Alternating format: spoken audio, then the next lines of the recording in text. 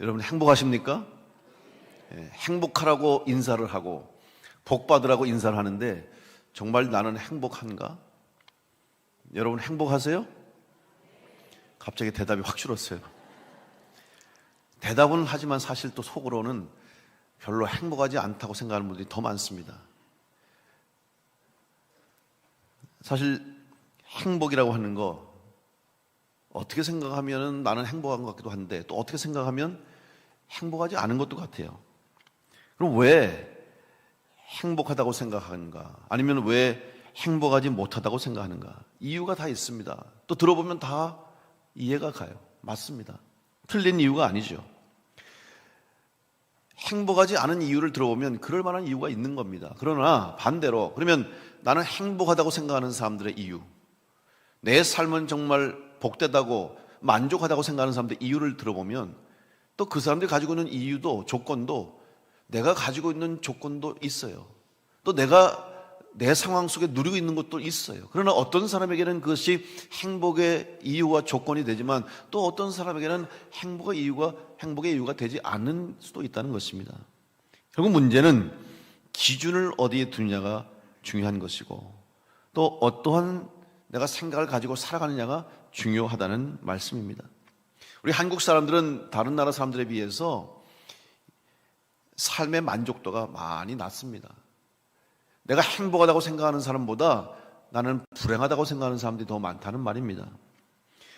지난 2023년 세계 행복 보고서에 따르면 우리나라의 행복 지수는 6점이라고 하는데 6점이라고 하면 순위를 매겨보면요 OECD 국가 중에서는 최하위라고 합니다. 대표 국가 60국가 중에서는 57이에요. 그러니까 아주 밑에 하위에 속해 있는 거죠. 그럼 우리나라가 그렇게 못 삽니까? 아닙니다. 경제적으로 이제는 선진국에 들어갔었고 우리나라를 부러워하는, 우리나라의 국민들의 삶을 부러워하는 사람들이 참 많습니다. 잘 사는 나라예요. 여전히 어려움도 있고 우리에게는 부족함도 있지만 그래도 지금 전 세계를 놓고 비교해 볼 때 우리나라가 절대로 못 사는 나라가 아닙니다. 또 우리 국민들이 우리가 누리고 있는 삶이 절대로 불행한 삶이라고 말할 수는 없습니다. 그럼에도 불구하고 왜 한국 사람들은 그렇게 자기의 삶에 대해서 만족함을 누리지 못하고 또 행복하다는 생각을 하지 못할까? 그 이유 중에 하나는 바로 삶의 기준을 잘못 세웠기 때문입니다. 트렌드 코리아 2024년이라는 책이 있습니다. 이제 매해마다 그 해에 특별히 우리나라의 소비 성향을 분석하면서 우리나라 사람들이 지금 어디에 관심을 두고 있고 우리 사회가 지금 어느 방향으로 흘러가고 있는가를 분석하면서 이 사회를 또 다가올 시대를 예견하고 또 미래를 바라보는 그런 책인데 이 책에 보면 중산층에 대한 그 개념을 정리하는 부분이 나와요. 그래서 우리 한국인이 생각하는 중산층과 비교로 프랑스가 생각하고 있는 중산층의 기준이 뭔가를 비교한 부분이 나옵니다. 그 기준을 제가 한번 읽어드리겠습니다. 프랑스에서는 중산층의 기준을 어디에 두고 있냐면 첫 번째, 1개 이상 자유롭게 외국어를 구사할 수 있을 것. 두 번째, 직접 즐길 수 있는 스포츠 하나가 있을 것. 다룰 줄 아는 악기 1가지가 있을 것. 남들과 다른 맛을 낼 수 있는 요리를 하나 이상 할 것. 공분에 의연히 참여할 것. 약자를 도우며 봉사를 꾸준히 할 것. 이것이 중산층인가 아닌가를 구분하는 기준이 된다는 거예요. 근데 우리나라의 중산층 기준이 뭔지 아십니까? 첫 번째, 부채 없는 아파트 30평 이상을 소유할 것, 월급여 500만 원 이상을 받을 것, 자동차는 2000cc급 이상 중형차를 소유할 것, 통장 잔고가 1억 원 이상 보유할 것, 해외여행 1년에 한 번 이상 다니는 정도다. 나는 중산층이 이렇게 수준이 높은 줄 몰랐어요. 수준이 아니라 이렇게 기준이 높은 줄 몰랐어요. 여기 중산층에 해당하신 분들이 있습니까? 있는데도 손을 안 드시는군요. 근데 여러분, 제가 무슨 말씀 드리냐면 이 기준을 한번 비교해 보세요.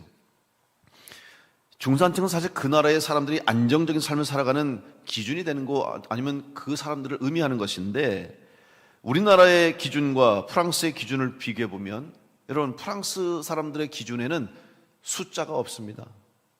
그런데 우리나라의 기준에는 다 숫자예요. 몇 평에 사느냐, 수입이 얼마나 되느냐, 자동차의 크기는 얼마나 크냐, 통장의 잔액이 얼마냐, 다 숫자예요. 숫자의 기준을 두고 살아가는 나라가 우리나라예요. 프랑스 비롯한 유럽의 또 만족도가 높은 나라예요. 행복하다고 생각하는 사람들이 많은 나라들의 기준이 뭔지 아십니까? 중산층의 기준이 그들의 삶의 내용이 있지 않습니까?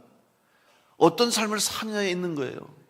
내 삶이 지금 어떤 삶을 사는가의 내용이 중심인데 우리는 내용보다 껍데기에 관심이 많은 것 같아요. 다시 말하면 남들에게 보여지고 남들에게 드러나는 것에 관심을 두고 있다는 것을 볼 수가 있습니다.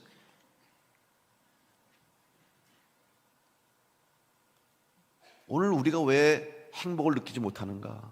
왜 우리나라 사람들이 그렇게 삶에 만족감이 없는가를 한번 생각해 볼 수 있는 문제라고 생각이 됩니다. 바로 이 트렌드 코리아 2024 책에 보면 이러한 우리 한국 사회를 분석하면서 특별히 20, 30대 젊은이들이 삶을 추구하는 그들의 삶을 향한 그들의 생각과 또 그들의 삶의 모습을 분석하면서 특별히 완벽한 삶을 살아가기 위한 또 완전한 삶을 살아가는 삶을 의미하는 단어를 만들어냈는데 그 단어가 바로 육각형 인간이라는 단어입니다. 육각형이라는 것은 사실 완전한 도형을 의미하는 것이고 안정적인 것을 의미하는 것인데 그러면 이 세상에서 가장 살기를 원하고 그렇게 살아가고 싶은 그러한 육각형의 인간이 되기 위한 조건을 이제 대표적으로 6가지로 나누어서 우리 젊은이들이 기준을 두고 있다는 거예요. 그 기준이 뭐냐? 첫 번째, 외모, 학력, 자산, 직업, 집안, 성격, 특기, 물론 그 외에 많은 요소가 있습니다. 이걸 기본적으로 이러한 6가지의 기준에 완벽한 사람이 바로 육각형 인간이다. 그래서 그러한 삶을 살려고 추구하고 노력한다는 거예요. 근데 여러분 한번 생각해 보십시오. 그러한 삶을 사는 것이 쉽겠습니까? 외모가 뛰어난데 돈도 많고 성격도 좋아요. 집안도 좋고 거기다가 재능도 있어. 직업도 좋아요. 아니 이런 사람이 얼마나 있을까요? 그런데 지금 많은 사람들이 비단 20, 30대의 사람들뿐만 아니라 우리나라 많은 사람들이 그러한 삶을 살아가기를 원해요. 그러나 여러분이 그러한 삶을 살기를 원하는 것 자체는 문제가 아닙니다. 또 그러한 삶을 목표로 살아가는 것이 문제가 아니에요. 문제는 그러한 삶을 살지 못할 때에 내 인생은 의미가 없고 내 인생은 가치가 없고 나는 실패했다고 생각하는 것이 문제고 더 큰 문제는 그러한 삶을 살 수 없고 살아갈 수 없는 것 때문에 생기는 갈등과 계층 간의 세대 간의 단절과 반목이 이 사회를 병들게 하는 거예요. 또 나아가서 더 큰 문제는 뭐냐면 그러한 삶을 살아가지 못하고 있는 것 때문에 그것을 숨기려고 하는 데 문제가 있는 거예요. 비록 내 삶은 그렇지 못해도 나는 육각형 인간처럼 살아간다는 것을 보여주기 위해서 가면을 쓰고 산다는 거예요. 남들에게 보여주는 거예요. 그래서 우리 젊은이들이 요즘 SNS를 많이 하는데 보면 사진을 올립니다. 자기의 사진을 찍어 올리는데 그 사진은 다 가짜예요. 실물은 그렇지 않아요, 보면. 그런데 얼마나 기술이 좋은지 요즘 카메라만 찍어도 그냥 저도 가끔 가다 아이들하고 이렇게 카메라 찍으면요. 갑자기 제 얼굴이 뻐셔시하게 나와. 이 시커먼 얼굴이 말이에요. 하얗게 돼. 그리고 막 턱을 깎고 말이야. 뭐 몸을, 뱃살을 줄여주고 다리를 길게 빼주고 내가 봐도 내가 아니에요. 그렇게 나를 포장하는 거예요. 그리고 가는 곳마다 사진을 올리잖아요. 내가 오늘 무엇을 먹었고 어디 가서 무엇을 보고 내가 지금 어떤 차를 타고 다니고 누구를 만나고 무슨 일 한다고 남들에게 다 보여주는 거예요. 그런데 정작 남들에게는 그런 육각형 인간처럼 살아가는 자기의 삶을 보여주지만 정작 자기 자신은 그렇지 못한 삶을 살 때 거기에서 오는 괴리와 그것으로 인한 본인의 삶에 대한 오히려 더 공허함이 크고 또 자기 인생에 대한 낙심이 클 수밖에 없는 것입니다. 왜 그렇습니까? 기준을 잘못 두고 있는 거예요. 속은 비어 있습니다. 겉만 멀쩡한 거, 껍데기는 멋있고 껍데기는 육각형 인간인데 속은 비어 있고 골마 있어요. 결코 행복한 인생을 살 수가 없는 것입니다. 삶이 만족스럽지 않습니다. 그러다 보니까 소망이 없고 희망이 없고 이룰 수 없는 꿈 때문에 다다를 수 없는 삶의 목표 때문에 포기하고 희망을 잃고 그냥 목표 없이 목적 없이 떠도는 인생으로 살아가는 젊은이들과 인생들이 많다는 것입니다. 오늘 우리 신앙인도 마찬가지 아닙니까? 우리가 기독교인으로 살아갈 때 우리도 불완전한 존재예요. 하나님께서 우리에게 은혜를 주셨지만 우리는 완전한 그리스도인으로 살아가려고 노력하지만 우리의 힘으로 할 수 없어요. 그러다 보니까 때로는 낙심하고 실망하고 이 믿음의 길에서 떠나가고 신앙을 포기하고 하나님을 떠나가는 사람들이 늘어나고 있다는 것입니다.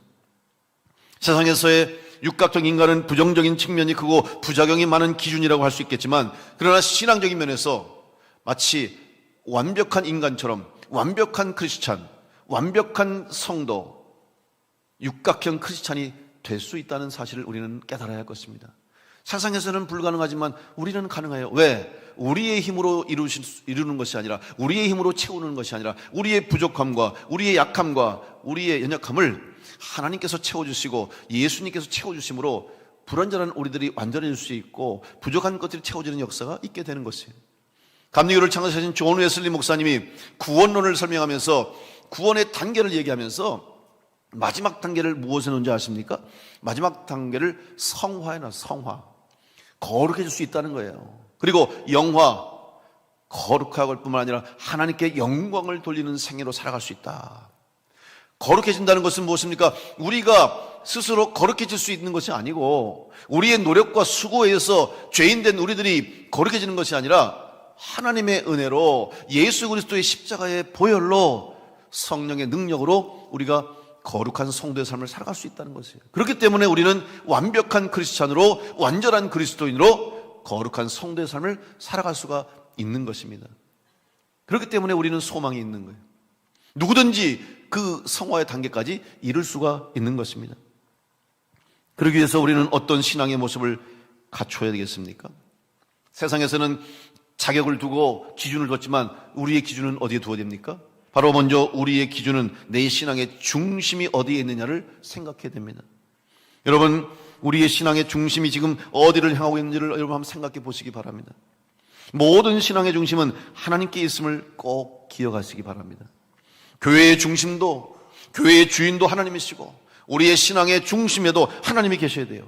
우리의 믿음도 하나님을 향한 믿음이 되어야 되고 우리의 신앙도 하나님을 바라보며 나가는 신앙이 되어야 합니다. 하나님을 향했던 믿음이 중심을 잃게 되면 우리는 하나님으로부터 멀어지게 됩니다. 하나님을 멀리하고 하나님부터 멀어진 인생은 불행한 인생을 살 수밖에 없습니다.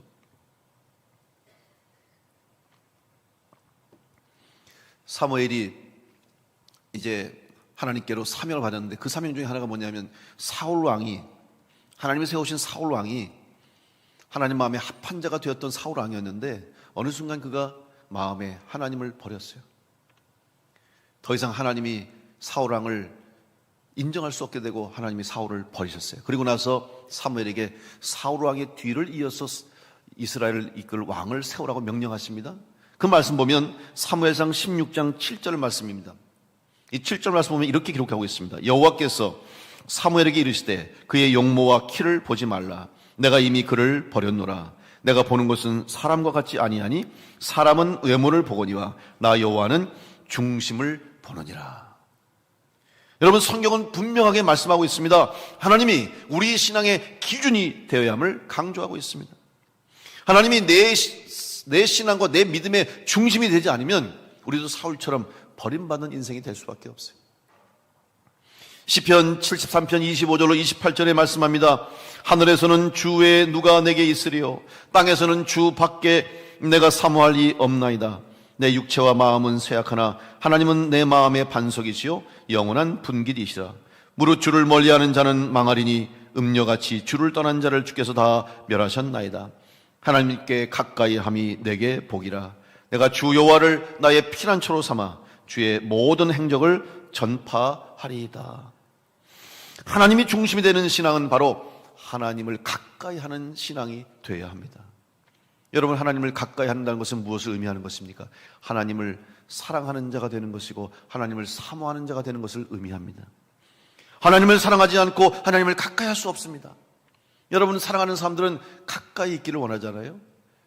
우리 사랑하는 사람이 서로 이제 연애를 하고 교제를 할 때 보면 어때요? 손잡고 다닙니다. 가까이 붙어 있어요. 그리고 팔짱을 끼고 다니고 늘 같이 있고 싶어요. 그래서 하루 종일 데이트를 하고 또 저녁에 헤어질 때가 되면 그냥 헤어지기 아쉬워가지고 또 그냥 내일 만날 텐데 또 다음 만나면 되는데 헤어지기 그렇게 싫어하는 거야. 그래서 결혼하는 거예요. 같이 살려고. 사랑하니까. 여러분, 사랑하는 사람은 자꾸 보고 싶고 자꾸 생각이 나고 자꾸 같이 있고 싶어하고 자연스러운 결과 아니겠습니까? 그렇다면 여러분이 하나님을 사랑한다면 하나님 만나는 것을 기뻐하고 즐거워해야 되고 하나님을 예배하고 만나는 자리에 나와야 되고 또 하나님께 기도하는 시간이 기다려지고 기도하기를 즐거워해야 되고 하나님 말씀을 사모하고 하나님 말씀을 가까이 하고 늘 읽어야 되고 또 하나님께서 부탁하신 말씀대로 순종해서 교회에서 봉사하고 충성하는 일을 기쁨으로 감당하는 것이 정말 하나님을 사랑하는 삶의 신앙의 모습이 아니겠습니까? 여러분은 하나님을 사랑하십니까? 여러분은 하나님을 정말 사랑하는 성도로 살아가고 있습니까? 한번 여러분의 신앙과 믿음을 스스로 돌아보시고 이 질문에 답을 하는 한 해가 될 수 있기를 간절히 축복합니다. 오늘 스데반은 모세에 관한 설교 말씀을 하면서 모세에게 복종하지 않고 하나님을 멀리했던 이스라엘 백성 자기들의 조상들의 죄를 이야기하면서 하나님을 떠난 자가 됐다고 선포하고 있어요.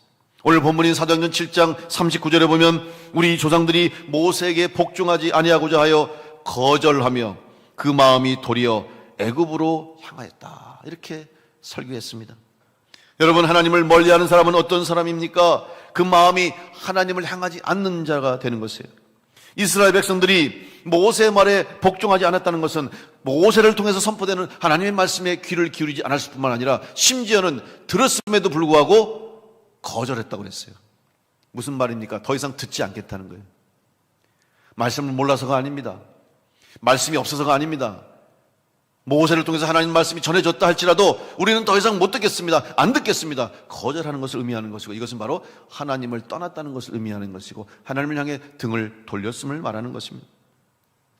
결국 이스라엘 백성은 하나님을 향하지 않게 되고 하나님을 향하지 않는 마음은 결국 세상을 향하는 거예요. 애굽을 향했다는 거예요. 여러분, 지금 이스라엘 백성들이 어땠습니까? 거기까지 올 때까지 하나님이 얼마나 이스라엘 백성들을 인도하시고 문제를 만날 때마다 해결해 주시고 그들을 지켜주시고 살려주신 것을 그들이 왜 모릅니까?